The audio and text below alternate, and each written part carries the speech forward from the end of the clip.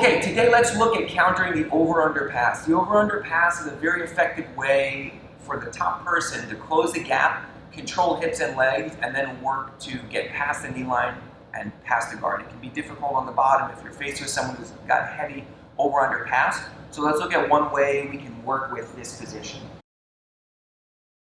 So the first thing is, the person comes in, he's going to come in for the over-under here. We want to have some sort of frame in place. And the frame that we're going to select here is going to be a straight arm frame. Straight arm frame is very useful if there's a lot of distance between us, especially when someone's down by the hips. So he has two ways he can pass from here, actually. He could walk to the side of his underhook here and clear the top leg.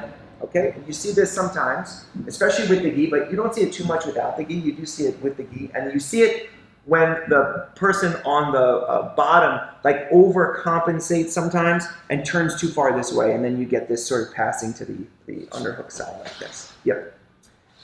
Most of the time, you're going to see passes to the open side, okay, where he has the open side here because he's controlling the leg here. And when he does this, he can kind of sprawl and then circle pommel his legs, and now from here, he's gone, he's passed, and we've got to really do a lot of work to recover the knee line. He hasn't gotten all the way up here, but as with most things, it's much easier to manage the position from a little bit of a distance. So we're going to start with a frame here, okay? Now, a lot of times when the person goes to make a shift from passing to the underhook side to passing this side, a little gap opens up here, okay? And so the arm is not quite as tight as it should be. So when we see this happening and he's starting to pass this way and there's a little bit of a gap, we're going to switch from our post grip here to a kimura grip down below. Now we're going to take our far leg and we're going to pass it around the corner to create a crossface, and we're going to play heavy here with this leg. He'll be usually looking to drive back, so we're going to stay heavy on the leg. We're going to take our kimura grip and we're going to strip our partner's grip off here. Now, there's a temptation to go right for the kimura, but there's not much control of our partner's body except for through the arms here. So you get a lot of resistance. Sometimes the person hides the arm and then runs around the corner. Sometimes they roll out. So a much better option for us here, especially if we can't take the arm outside the line of the body and get our chest down towards the elbow, is for us to bring our body in so that we can draw our body tight to our partner and take our top leg and we're going to pass it through underneath to create a hook, a long hook across our partner's leg. Across their belt line. Our other leg is holding our partner's leg in place. Now we're going to strip this grip, we're going to take it out, and we're going to elongate. So you have a very long arm here. Now we're back heeling with both with our leg that's hooking our partner's leg. The other one is just straightening. And you're going to take your partner's hand, you're going to glue it here to your chest.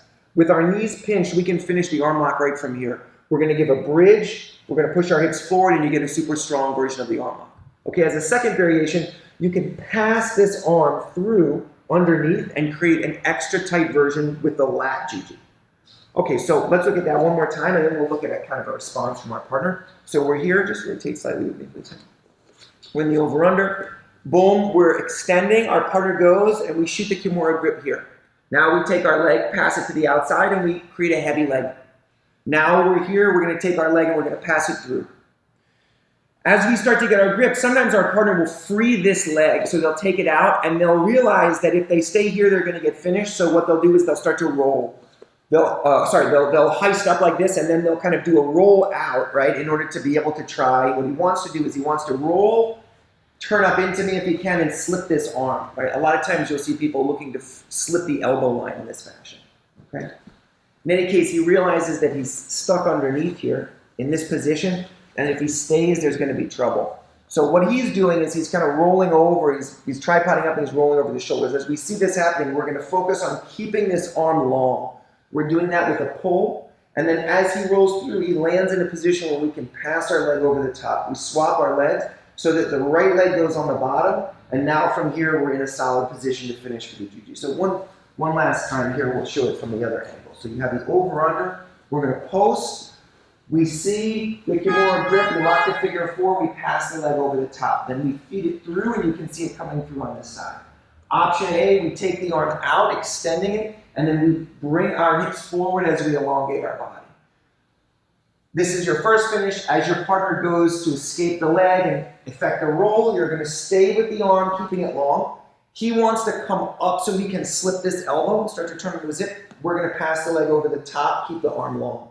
Now from here, as he goes to rise up, he finds the cross faces there, and we're ready to finish with the straight Juji. So this is a nice answer to the over-under pass. We talked about creating a frame. That's the first thing. The second thing is the figure 4 grip. And the third is your finish with the Juji. Thanks a lot.